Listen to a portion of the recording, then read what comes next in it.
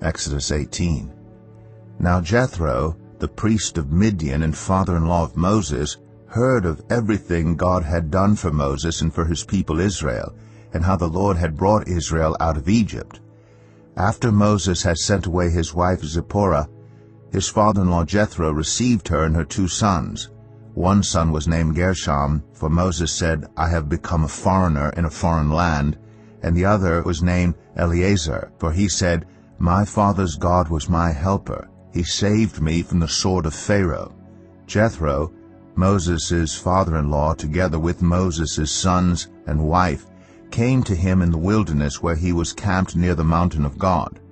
Jethro had sent word to him, I, your father-in-law Jethro, am coming to you with your wife and her 2 sons.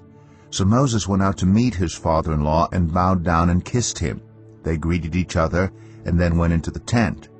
Moses told his father-in-law about everything the Lord had done to Pharaoh and the Egyptians for Israel's sake, and about all the hardships they had met along the way, and how the Lord had saved them. Jethro was delighted to hear about all the good things the Lord had done for Israel in rescuing them from the hand of the Egyptians. He said, Praise be to the Lord, who rescued you from the hand of the Egyptians and of Pharaoh, and who rescued the people from the hand of the Egyptians.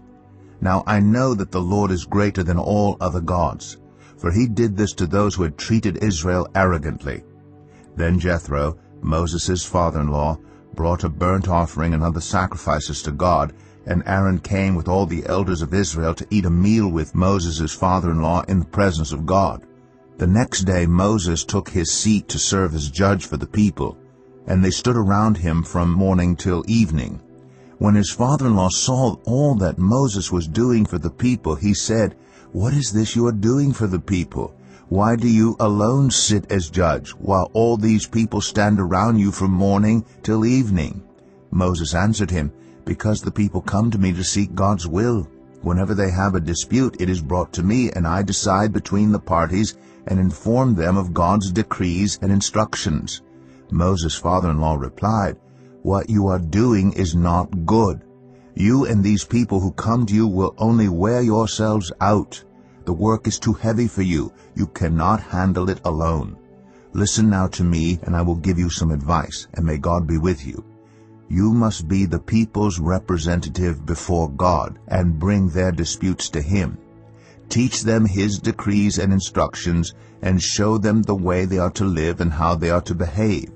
But select capable men from all the people, men who fear God, trustworthy men who hate dishonest gain, and appoint them as officials over thousands, hundreds, 50s, and 10s. Have them serve as judges for the people at all times. But have them bring every difficult case to you. The simple cases they can decide themselves. That will make your load lighter, because they will share it with you. If you do this and God so commands, you will be able to stand the strain, and all these people will go home satisfied. Moses listened to his father-in-law and did everything he said. He chose capable men from all Israel, and made them leaders of the people, officials over thousands, hundreds, 50s, and 10s. They served as judges for the people at all times. The difficult cases they brought to Moses, but the simple ones they decided themselves. Then Moses sent his father-in-law on his way, and Jethro returned to his own country.